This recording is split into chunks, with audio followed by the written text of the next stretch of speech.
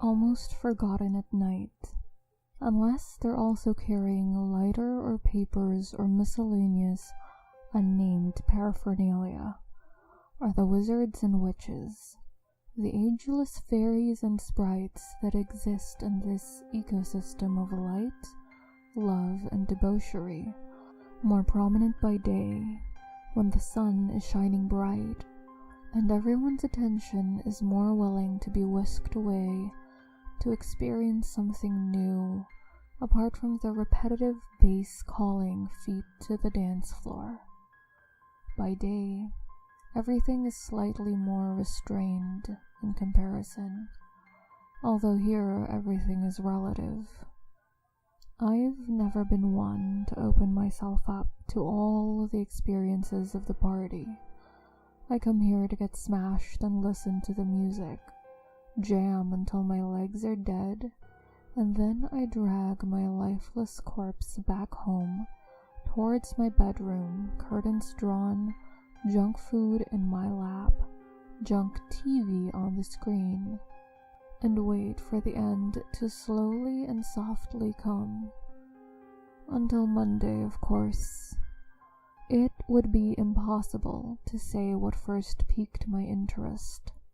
Maybe it was boredom. Perhaps it was wonder.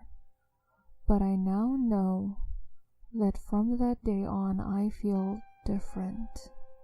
Everything's different. And the hope of an impending end has never been so strong within me, yet so attainable. Before all this started, the only time I had ever encountered the lady with the healing crystals was when my friends and I were pretty out of it, past the stage of caring about anything, slipped out of reality for a while. We were swinging one another around on the dance floor and laughing hysterically when one of my friends lost his balance and went spiraling out of control off the dance floor, probably to everyone else's relief, and overran himself into her fragile wooden table where all of the crystals were mounted. He toppled over it, and even though we were still holding back our hysterics and lunatic wails, we rushed over to help him up and apologize the best we could. The elderly fairy with the long gray hair that was twisted in dreads, weathered skin that had seen more than we would ever, only spoke quietly under her breath while picking everything back up. Her face was expressionless, calm, as though she had had this happen to her millions of times before. We apologized profusely, while all the hippies around us scowled and muttered to each other. They wouldn't do anything to us, but we had got a bit out of control too early in the day and had destroyed the place. We retreated back to our campsite to chill out. Ever since then, my eyes would meander past her with her crystals, seeing people passing by her. Some spoke, some didn't even take notice, but I always ignored approaching her, due to not only what happened, but an overall disinterest in whatever she was peddling. Waste of time. It must have been on a whim. I can't entirely remember the reason for my first visit to her, but I wouldn't put it past me feeling dumb and extra confident. Our interaction wasn't long. She greeted me pleasantly and mumbled a few words while I picked up various crystals of different shapes. A few appeared to be cut straight out of the rock face they were found. They stood out to me. I admired how rough they were, and how they were real, unmanipulated by humans and not smooth and delicate. They resonated with me. She saw that my interest was grabbed and offered to say a blessing for me. These people, they were always offering their blessings and prayers and spells, and I was too enamored by the crystals, so I nodded in agreement and heard her say an ancient chant, not in English, under her breath. I felt nothing and left soon after. At the time, I thought that it must have been more bullshit, something in her half-senile mind that came across like speaking in tongues, but was more than likely gibberish. I went home after the party, but from then on nothing has been the same. Every night I dream vividly. I'm standing on a trail. Mist dances inches from the ground below, hiding my feet. I walk along the path and notice something glistening below. Reaching down into the hovering mist, I pick up a sparkling crystal that reflects light. Somehow, although all around me is darkness. Further and further I roam, and at regular intervals I find more crystals, as though they were dropped here by Hansel and Gretel to light the way home. Deeper into this forest I roam, never straying from the path, crystals hidden in my pocket. I'm not sure how long I've been walking for, but I begin to tire, forced to sit. I relax against the stump of a cracked tree and hold my treasure out before my eyes. In a splintered mirror I see myself, but, as with all dreams, I am both familiar and unfamiliar. My face begins to shift as the glow of the crystals fades and then catches light from above. The sensation of a warm glow wraps itself around me and cradles me in its embrace. It is here that I find something as close to serenity as I have ever fathomed. I'm moved to dig in deeper, get closer to its light, its warmth, the overpowering emergence of the sublime, and fall recklessly into myself, failing to realize before it's too late that I now feel something else slowly dripping into my hands, my face melting, skin folds peeling and liquefying into my hands and all over the crystals, blood and flesh rapidly absorbed by the harsh white glow. The pain becomes greater, but I can't stop. Here, there is no mercy, not until all of my muscle, tendon, cartilage, and skin has become part of something bigger than myself, me, still staring deeply into the kaleidoscopic mirror, seeing myself for the first time with hollow eyes and a skeletal countenance stripped away from the person I thought I was. I'm awake, sweating.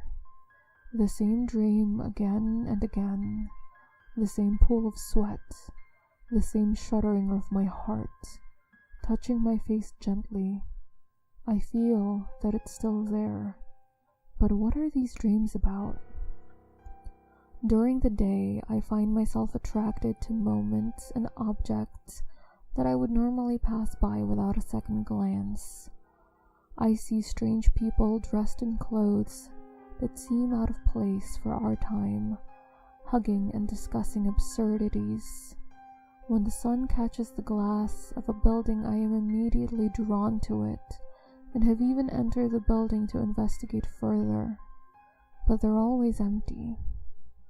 My life hasn't been negatively affected by these strange occurrences, but there is a sense of foreboding that has risen inside of me that suggests that this is only the beginning, that sooner or later I will have to come face to face with what is, for now, simply a dull humming feeling and nothing more.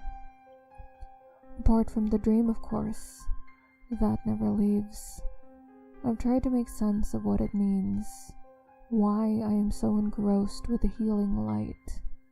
I am completely unaware during the dream that this is happening, but when I attempt to effect a change in the sequence of events, it turns out to be redundant and I quickly become entrenched in the horror once more.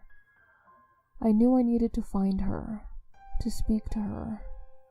These things had to be linked, but where would I? there wouldn't be another gathering for a while, and so I delved into Facebook and searched for anyone who might know. I was faced with many dead ends. Some people who knew her but didn't have tabs on her day-to-day activities, and the rest were like me before all this. They had seen her in passing, but nothing more than that. And so, I gave up. I looked inward and attempted to find out whether or not I was the one causing these disturbances inside of me. Could it be that I was my own worst enemy? That I was the negativity that had distorted my world and caused me to lose my way? I practiced meditation daily after that, looking within myself. All I saw was the person I knew that I was. I was simply a physical being and nothing more. There was nothing else besides this vessel of flesh that I was. I had no awakening. I had no revelation. This is all that there was, I was sure. But still the dream never stopped, never changed. Every night my face melted away, like a wax sculpture, into the glowing shards of crystal. Every night I was met with my reflection, hollow eyes and an agonized skeletal face. Was I simply tricking myself? Maybe. Nevertheless, I was slowly slipping into a state of derangement. I had found temporary methods to cure it, but they only offered minimal respite, and I always had to be active. I turned to numbing my mind with Netflix, working out, going to bars and clubs, and dulling all this interminable pain and torture with excess, spiraling further into the darkest depths I had ever been. After another bender, I woke up starved of emotion from the dream once more, and to escape the demons circling in my mind, I filled my water bottle and started running. The sun shone brightly high in the sky, and followed me everywhere I turned. There was no respite from the heat on the day that I came to face my comeuppance. Even though there were tall buildings around me in a city that had grown so immensely since I was young that it looked foreign, forced me to feel out of place. The sun always found a way. My skin burned, and sweat pooled from the crevices of my underarms. I stopped to take a break from my run, and while I drank water hastily and breathed the breath of 1,000 stinging needles, the store ahead of me caught my eye. There wasn't anything special about it. A simple window shop in a forgotten strip mall that was almost certainly going to be demolished and redeveloped into something more luxurious. But the sound of wind chimes and the dream catchers above the entrance compelled me to take a look. More than likely, the woman with the crystals would not be inside, but I had to try. Even though I had given up, my heart was still searching for an answer, for release. What is the sacrifice for sanity? I stepped into the store and immediately smelt that familiar scent of incense hanging in the air. I'm not sure if I was ever a fan of it, or if I hated it. I always found myself oscillating between those two emotions when it came to it. The store was minimalistic and filled with Buddhist iconography and Hindu symbols. Signs displaying remedies for chakra healing and aura cleansing were juxtaposed by the large price tags hanging off a rack of hippie-themed clothes to the left. Oh, how beautiful capitalism and materialism was. And oh, how did it infuse and elevate faux beliefs. There was no one around to assist, but I weaved my way to the front, catching a glimpse of familiar-looking crystals placed intentionally in a bowl to my left, and tapped my fingers on the desk. There were rows of beads forming a curtain that led to what could only be the back room. "Hello? Anyone there?" I asked in the universe, and heard shuffling from behind the bead curtain. "Coming, coming!" Lo and behold, the woman who I had been searching for, who must have inflicted this curse on me, appeared. She smiled wryly, knowingly. I stammered. "I know. I've been waiting for you. Come with me," she said, beckoning me towards her with one finger, before disappearing into the back once again. Without a second thought, I made my way through the back and to the left, down the only corridor available. It was tight, not so narrow that I couldn't fit, but enough so that I felt boxed in, claustrophobic, allowing waves of uncertainty to fall over me. There was another feeling, though, that anxious anticipation of something close to happening that I had been searching for all this time. "Hello?" I called out hesitantly. "In here," she said from deep down the corridor. I quickened my pace to get there as urgently as possible, but with every passing step, the corridor narrowed slightly, and I felt my face getting hotter. It started as a tingle, but when I had to adjust my body to be able to go further, the heat grew stronger. The corridor was deceptive. It didn't look as though it would get tighter from a distance, but now that I was in the thick of it, I could see that I would need to make a 180 and shuffle my way through to reach her. The air had grown musty with the absence of oxygen and the decaying building now all around me, but there was no going back. I couldn't cope with another night, or I risked being driven to complete madness.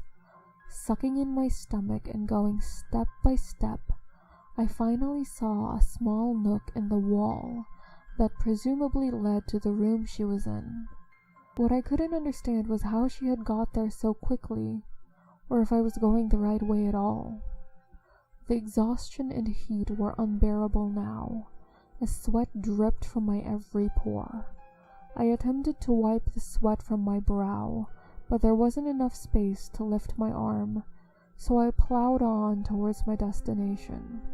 I could feel that my face was boiling on the inside, and through the struggle when I closed my eyes, I saw flashes of my dream, of my walking through that dark forest alone, the stumped tree, my reflection in the crystals, and my face melting away into oblivion, sacrificed to whatever ungodly spirit was controlling me.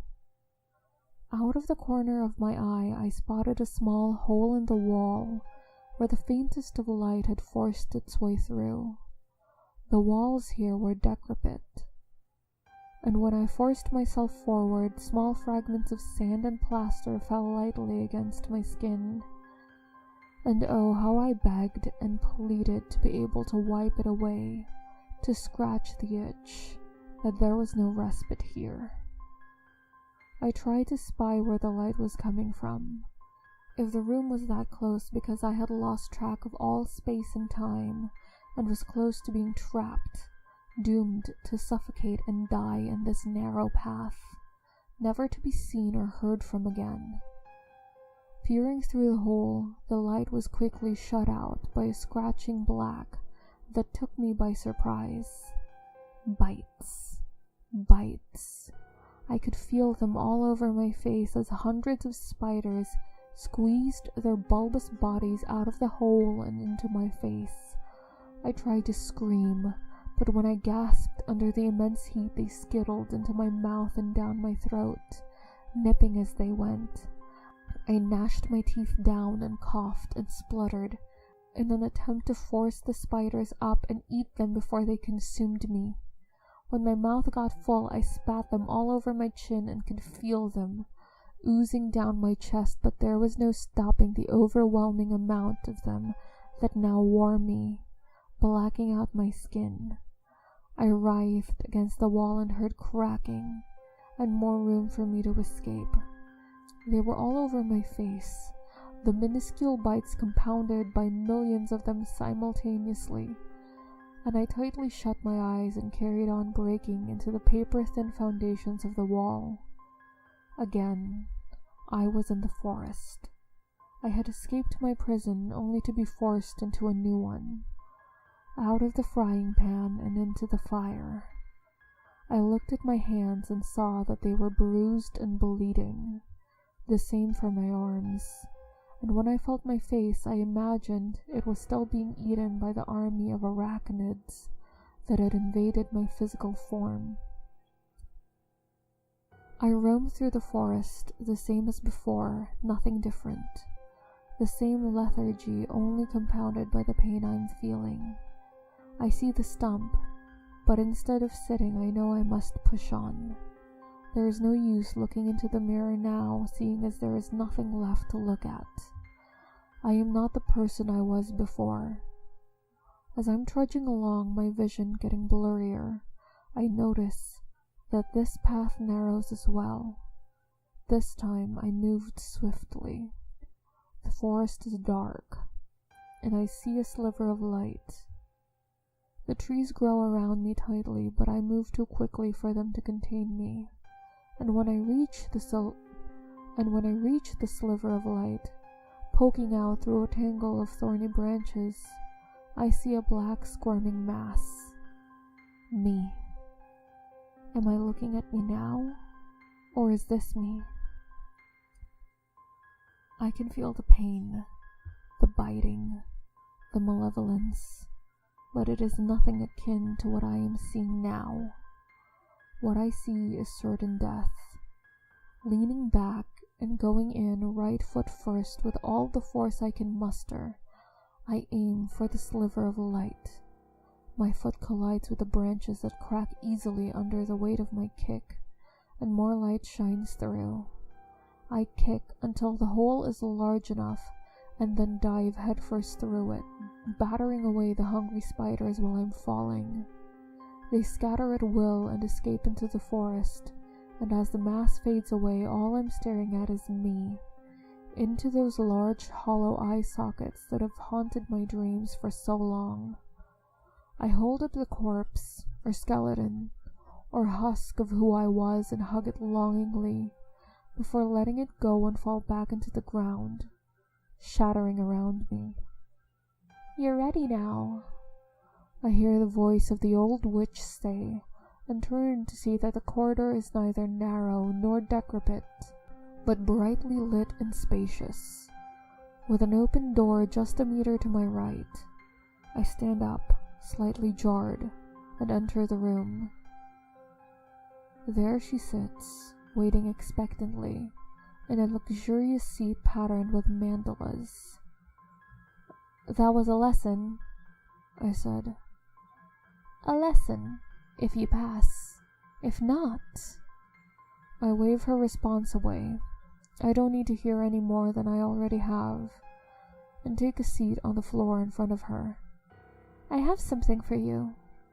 You've come this far, but you won't be cured. With this you will be," she said, and presented a pink stone on a chain. "The topaz, which cures madness, gives you mental strength, and will bring balance to your life from now on. A fitting token for a life reborn." "So, the dream?" "I think you already know that it was always part of the process.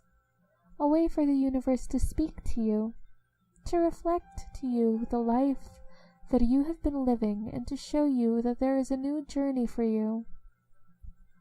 I accepted the topaz, my amulet, and thanked her before leaving.